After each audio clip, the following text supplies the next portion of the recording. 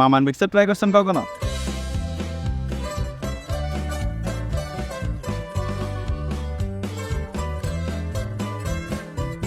বাংলাদেশের অলিতে গলিতে যত খাবার পাওয়া যায় ছলমাকে তার মধ্যে সবচেয়ে কমন।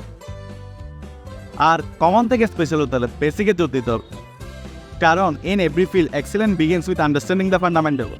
সালাদ বেসিক, মুড়ি বেসিক, ছোলাও বেসিক, আর এই বেসিক ইনগ্রিডিয়েন্টস দিয়ে বাঁকানো চুলাকে স্পেশাল মিক্সচার বানায় এক্সপিরিয়েন্স।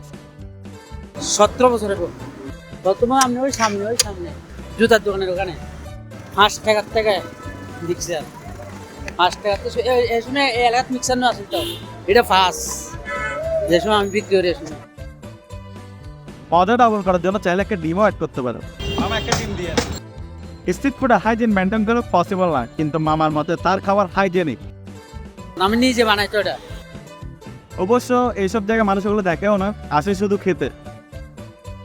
রেগুলার বলতে আমি এদিকে যাওয়ার সময় খাই, বাসার মধ্যে যাইলে এক সময় খাই, আর ভালো লাগে, জাল লাগে, মোটামুটি ভালো লাগে।